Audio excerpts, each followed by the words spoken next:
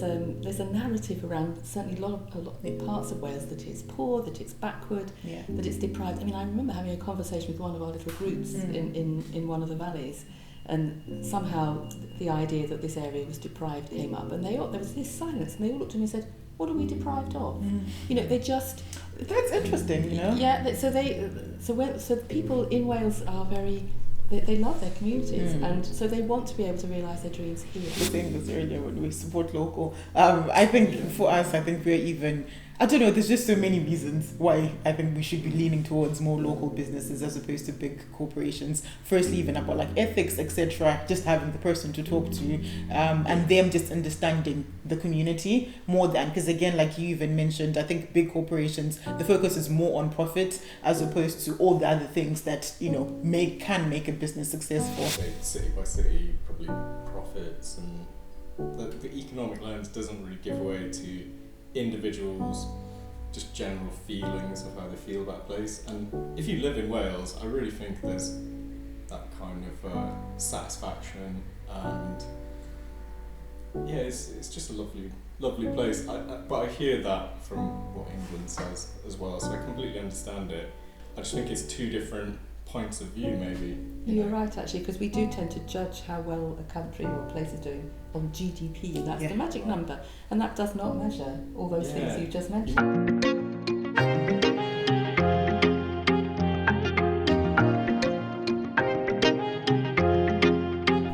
Hello, everyone. Welcome back to the Welsh Dream podcast.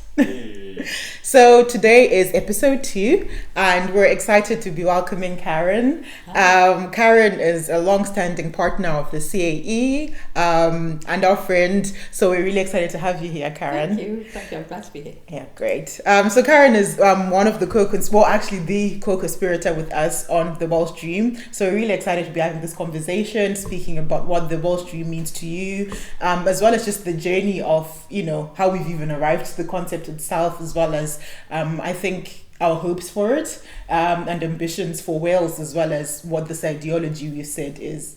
So but before we start, you just want to introduce yourself and what you do, and just your work in the sector. Okay, so I'm Karen Davis. I'm the founder of Purple Shoots, which is a charity that tackles poverty using entrepreneurship. So we do two key things. We offer small loans to individuals to help them start a business, but those individuals are people that everyone else has rejected or nobody else will fund. So they're often people who've been out of the workplace because they've had a caring responsibility or maybe an illness or a disability, something that's kept them out of the workplace for a while, and then when they try to get back in and they want to raise money to do a business, they can't.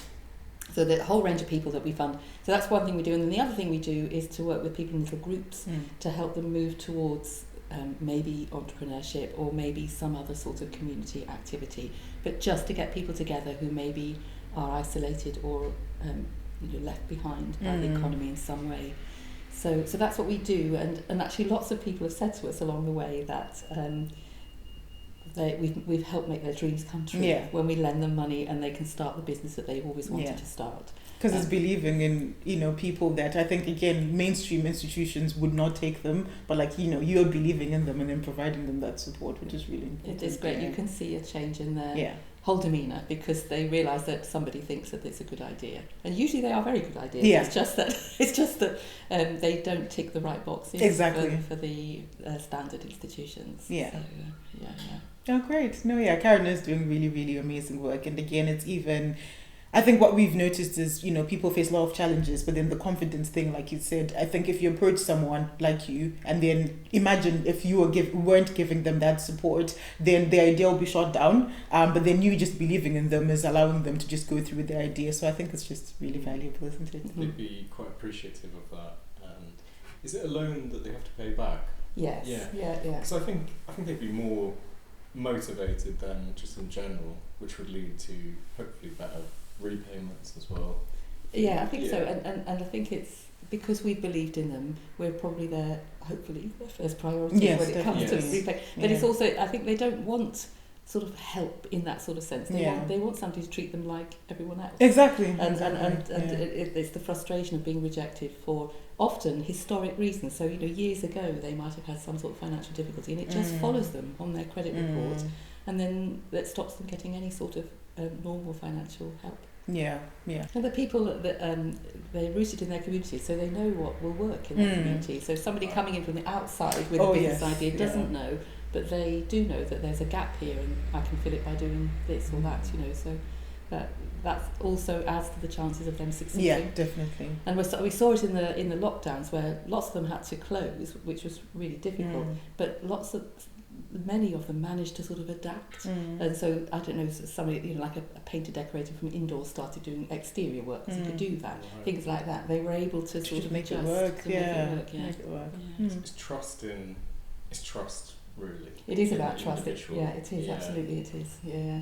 Yeah, and trust is the main thing, and that's probably what you don't get from a big institution. You have to talk to an actual person on a human level before you can feel that is there trust there, rather than following X, Y, Z. I mean, so the big institutions, because it costs to do a little loan, so they have an online system, so it is all based on algorithms, and so it's a yes or no, so there's no personal interaction, and that's some of the frustration when they come to us, in that nobody's listened to them. So even if in the end we can't help them, they still feel listened to, because we've actually bothered to talk and to understood them and understood what they're trying to do. So they actually come in and speak to you. Yeah, I mean, face-to-face pre-lockdown we went to meet everybody, but since lockdown we've done, in the lockdown we couldn't do that, so we did a lot on the phone or online, and that still worked. It's talking to them that matters. So if we do a lot of it by phone now to save the travelling costs, be a bit greener. Yeah. No, but I think that's an important point. I think we've spoken about this in the past, about mainstream services not being that person-centered. It's just general, and it just assumes that everybody is coming from the same place. But that's why I think it's important having organizations like ourselves, because we actually do take time to understand who's in front of us and what exactly they need. So okay, so I guess moving swiftly along into this idea of what we've called the Welsh Dream. So we're just keen really on hearing what your thoughts are about it. I mean, obviously you've had loads of input into it as well. So just what it means to you, and just what it means to you. So what we're trying to do, I suppose, is encourage people to realise their dreams in Wales by enabling them to start little businesses or do stuff in their communities. And I think there's a narrative around certainly a lot of parts of Wales that it's poor, that it's backward, that it's deprived. I mean, I remember having a conversation with one of our little groups in one of the valleys, and somehow the idea that this area was deprived came up, and there was this silence, and they all looked at me and said, "What are we deprived of?" They just... That's interesting, Yeah, so people in Wales are very... They love their communities, and so they want to be able to realise their dreams here. Exactly. And we want them to, because obviously we don't want people to leave. Exactly. And so we get, I know we get sort of overseas students from other places. Sometimes they stay, but often they don't. So on that, what do you think the main issue is? Because I think I do very much agree that that's a major problem. People are coming, loads of people are attracted to Wales, and then sometimes they stay for a little bit and then they leave. It's the same with international students, with refugees. As soon as they get their status, they're like, okay, I'm done in Swansea, I'm gone. What do you think, I guess, the reasons are? I think, there's a lot of... There is a difficulty, I think, in raising money to start a small business if you want to stay, and if you are really, if you're the sort of people that we meet, there is help out there, but it's just a little bit too high up the ladder. So if you are starting out, so if you're an overseas student, you've got no money behind you, and you haven't been here long, you won't get money from anybody. I mean, you might, it depends, but it's a struggle, and so that's a big thing, and I think that whole... It's just knowing as well, like you're saying, I think, especially as an international student, unless you're plugged in, then you even won't know what's available out there for you. No, that's true. You don't know. You don't know. Yeah, and even the local people don't necessarily know where to go for support. But often, I think there's a lot of sort of help out there that they don't need. Mm. You know, so people think that they need programs to sort of teach them about this or that, and actually, the people who come to us are often really very good at business and they know how to manage money. They just need money. Exactly. And that's an issue. So there is that. I think there's there's an overriding sort of I don't know what the word is. Sort of it is a narrative about Wales that's negative. Yeah. And we need to turn that around and make it positive. Yeah. Because there's so much good that's here. Exactly. And I think that people see it as in England maybe see it as a backwater, maybe a long way away, maybe with no opportunities, and none of that is true. But I think maybe we're not very good in Wales at shouting out about how good we are with some stuff, and what gets in the media is often all the negative stuff. Yes, exactly. And none of the good stuff. So, I mean, I could get onto the benefit system and start talking about how that holds people back. That's a frustration. Yeah, I know. But I mean, that's not limited to Wales, it's everywhere. Although if Wales is talking about taking more control of the benefit system, so if they did, then they could maybe do something about this. But so if you're on benefits and you start a business, the benefits are supposed to stay, which they do, but for how long? They don't stay for very long, and they taper down. So the annoying thing is if a normal middle class person with money starts a business and you make a little bit of money one month, you put it on one side, and then next month you've got some money for stock or money to pay your bills. If you're on benefits, that money is knocked off your benefits next month, so you have no chance to save up for a big bill or to restock your business or to do anything. To even grow it in any way. So it's really pretty miraculous that some of our businesses make it, because they are held back by that. Yeah. And if that didn't happen, it would give them much more stability. I don't know who wins on that, because if the business at the end of the year then fails, so then at some point you expect the benefits stop, and the assumption is that you're earning, I can't remember what the figure is, but a reasonable amount of money a month. Most people, when they start a business, are not after 12 months. So then what are they going to do? Are they going to sort of shelve the business, get a job? Something happens. So it makes it so difficult. No, 100%. And the other thing that the benefit system does is it similarly cuts away if you try a little side hustle. So if you're on benefits but you try to earn a little bit of extra money, you don't gain anything because it just gets knocked off. And so people wanting to test out business ideas. Yeah, there's no freedom to do There's no freedom that. to do it. So those are things that really stifle entrepreneurialism amongst the people who are not wealthy. And that needs to change. No, yeah, 100%. It's interesting. Yeah. I was going to add that I wonder if, this talk of Wales being like kind of deprived or the things that you were saying, I don't know if that's through like an economic lens, whereas if you speak to people on a personal level, there's a lot more reasons why someone might be happy living in Wales. The natural environment, the water's really good, it's different things like this that can't really be put into like a business kind of calculation. Well-being. And that's what's seen, like when we're looking at the country as well, you have to take city by city, probably profits, and the economic lens doesn't really give way to individuals' just general feelings of how they feel about a place. And if you live in Wales, I really think there's that kind of satisfaction, and it's just a lovely place. But I hear that from what England says as well, so I completely understand it. I just think it's two different points of view, maybe. You're right, actually, because we do tend to judge how well a country or a place is doing on GDP. That's the magic number, and that does not measure all those things you just mentioned. You might have a small village where the satisfaction of living is really high because they live, maybe next to a mountain or the sea, which is great for well-being. It's a great sense of community as well, because I think that's one of the key things with Wales, isn't it? But then there might be like a few shops there. Yeah. So on an economic map, that's failing or exactly. The population, and from a big city like London, you think, oh look, there's nothing going on there, but then the satisfaction of life might be way higher. That's so true. That's the two lenses. I think you're right, and that does show the inadequacy of the GDP.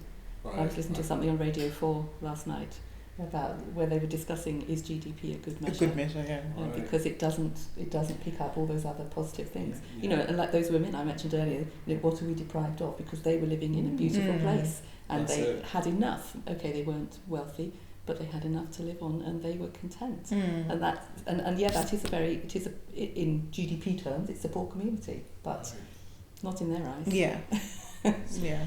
Yeah, it's like a national or maybe global kind of way of perceiving success Yeah. that doesn't really fit Wales. So maybe Wales just, we need to change the narrative of what happiness and success, Looks or like. happiness through success.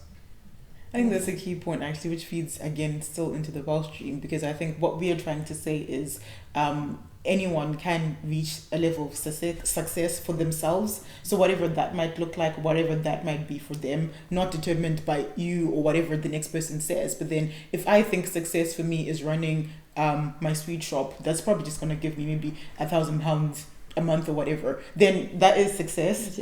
But because I'm doing something that's fulfilling me and I'm content and I'm able to dream still. So I think it's just that's very interesting. Is there anything that you would want to add in terms of the financial sector or anything like that?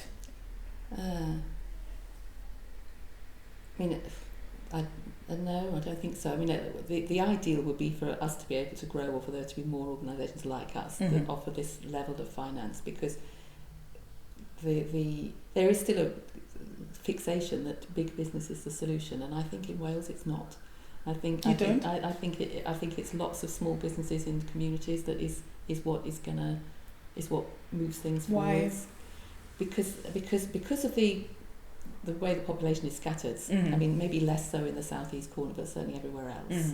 I mean, there are pockets of sort of certain industries which is good, and that's, you know, can be encouraged. So there's sort of a green bit in Mid Wales and that sort of thing.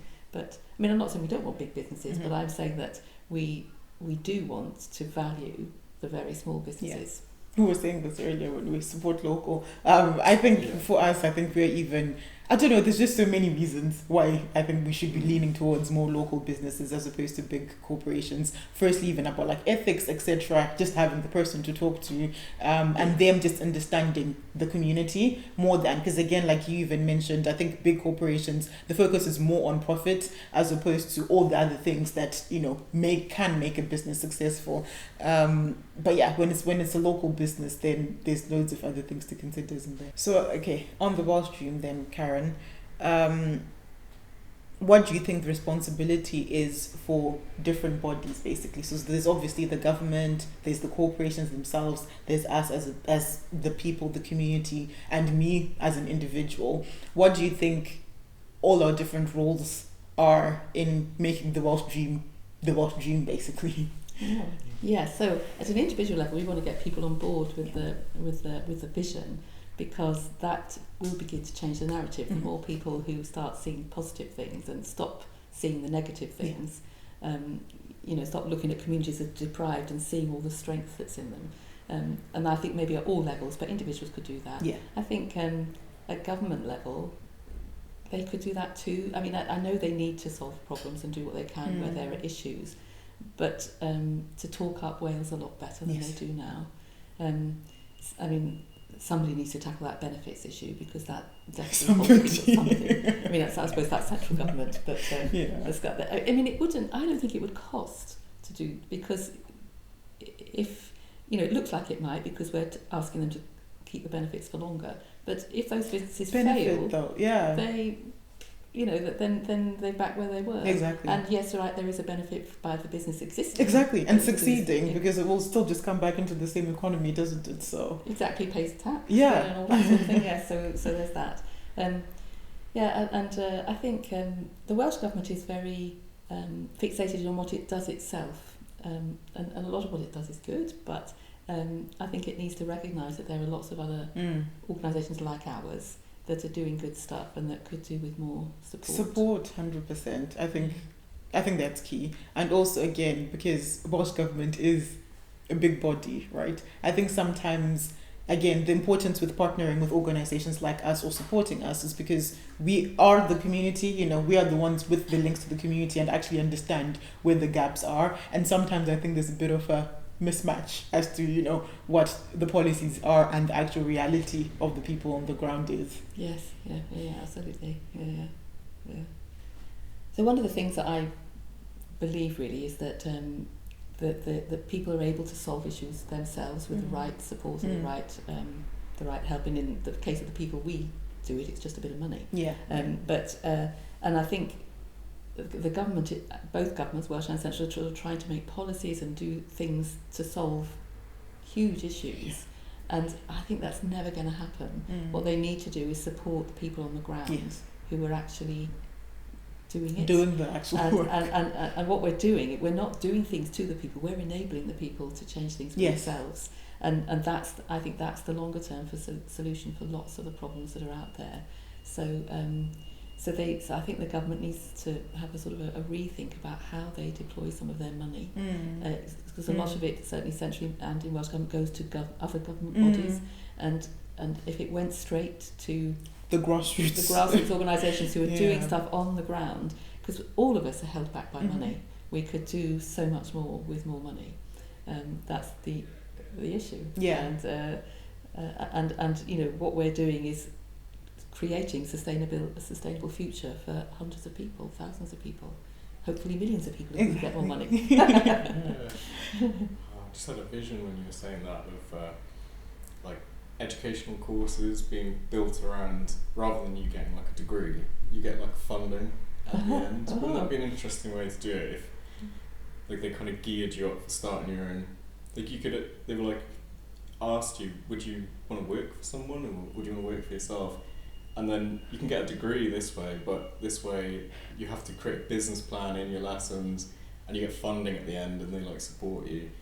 I was like, that doesn't happen, but that would be I keep going back to the education system because I think there's a lot of time there to start, catering for people's mindsets and just gearing up for finding a passion. I know not everyone's lucky enough to go through, the same educational system, but there's definitely something there that I keep coming back to.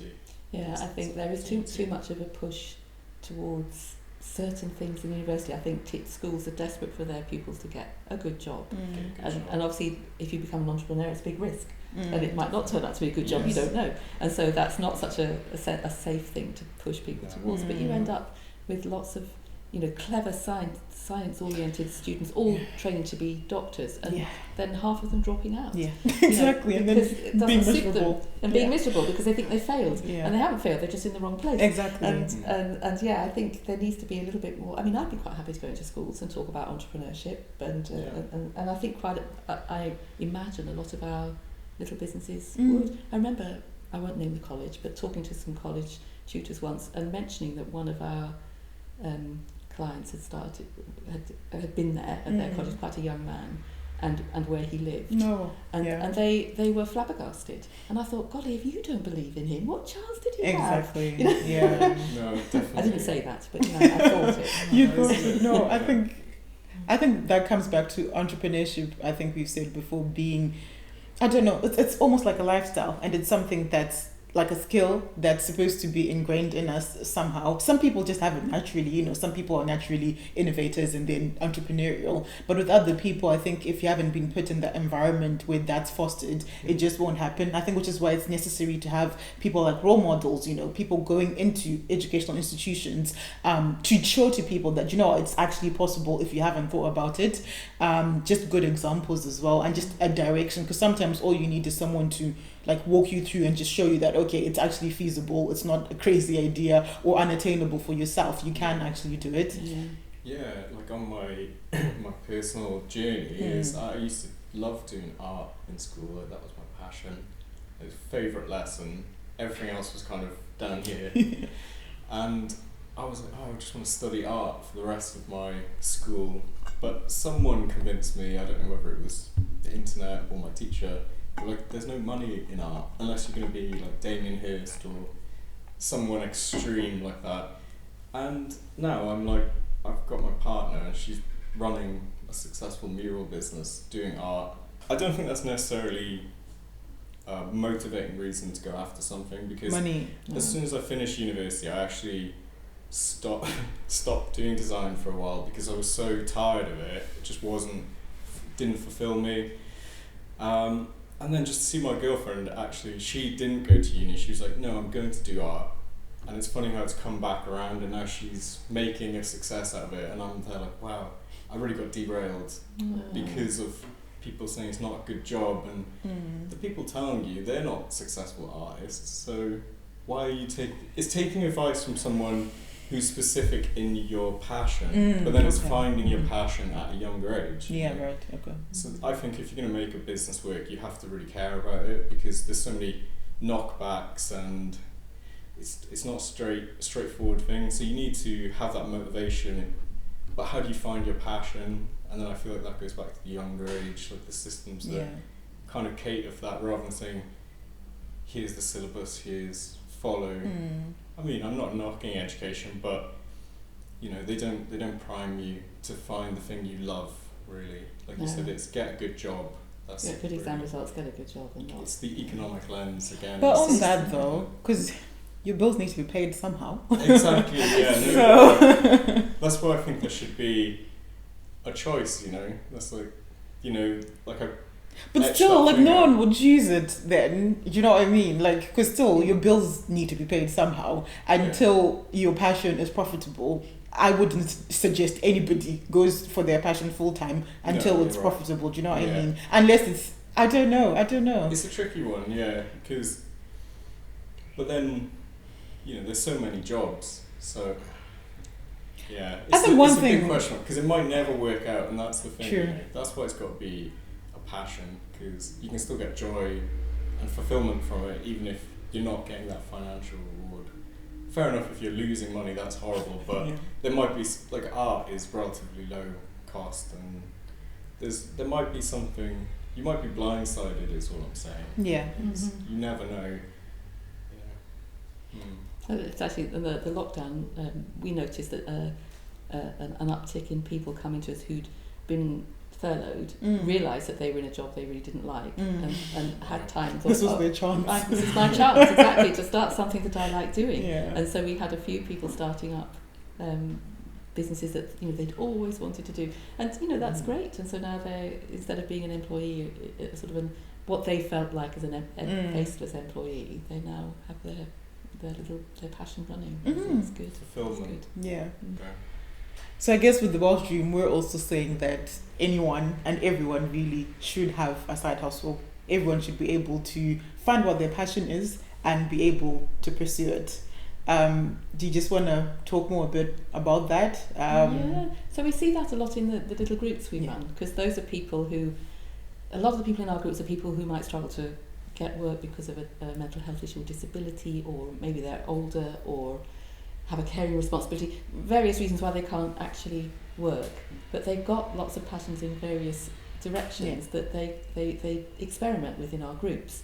So and you know, what do they get from the groups that, why wouldn't they do it anyway? Is just why I'm trying? I think it's I mean, some of them are, but for a lot of them they've been maybe isolated, or it might be a confidence thing, or just having the encouragement of a network of friends around. So it encourages them to try things. So sometimes they find a passion that they didn't have before, and get good at it. So then, you know, ideally, except for the benefit system, they should be able to see if that works. You know, so sell it or test it out. You know, a cafe once a week, or you know, a cake baking somewhere or something, and just see if it works. But it's very difficult to make that happen because of the benefit system, because you have to declare it, and then you lose benefits. Right, if you're on disability benefits, then it might make them review it, and it's all a terrible mess. But nevertheless, they enjoy doing that, even if they're not able to make proper money from it. But if they could and really experiment with that, and then it did work, then they could actually go full on to it.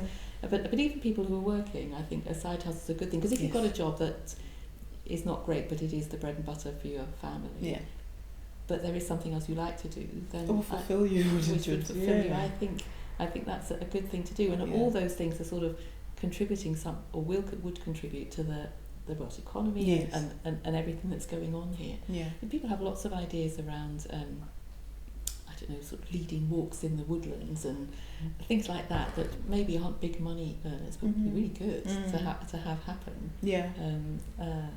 So yeah, I think if people had permission to do that, we'd have all sorts of good ideas exactly. bubbling up. And especially ideas that have a societal benefit, because I think what we've seen a lot with like entrepreneurs that have come to us is a lot of them are social entrepreneurs in one way or another, because I think as humans fundamentally we just want to do things to make each other better. Like I think it's just natural to us. So I think there's just endless sort of positives to it, to people just being able to have the freedom and just not being held back and being able to just do whatever they want in terms of them having a side hustle. Yeah, and actually I've seen that with some of the sort of recent immigrants that I've met who have arrived and seen things happening here that from their own country are done better, and so they want to bring that learning here. And you know, and a lot of that is social stuff. You know, there was I can remember one lady who wanted to introduce a different way of offering care to the elderly, based on what happened in her country. And I don't know if she didn't come back to me for money, so I hope she got money from somewhere else. Yeah. Because it was a good plan. Yeah. But it's all that sort of valuable stuff that is done well somewhere else that we maybe haven't thought of, that they can bring. Yes. I think that's so important. I think that's just all in, because again, we've seen loads of, I think one thing we're trying to do through this podcast as well is perpetuate these positive narratives about migration, about refugees, etc., because there's a lot of negativity out there. But then what we've seen is migrant communities are people that like just want to contribute to society. It's people, I think diversity is the most important thing that we can have, isn't it? Because it's different in perspectives and life experiences, all to help us just be better as a society, as a nation, etc. So I think, that's really interesting. I think one of the negative narratives is the cost of people migrating. But then I saw an article that if they invested in these people, you know, invested in entrepreneurs, the money that would get paid back, they'd actually be saving money, the government, in the long term. So that should be happening, really. It should. Yeah. It should. Yeah. We had a group of refugees that we worked with, and they had fantastic skills. You know, so there was a pharmacist, and he was, I think he was being an Uber driver. It's just such a waste. Yeah. Oh gosh, that's a massive thing, isn't it? You know, people are super skilled, even maybe master's level to some extent, or even higher, and then they come here, and sometimes because, for example, the job center will try to push you to just get a job immediately, not a job that you want or a job that you're skilled for, or trying to work towards a certain path.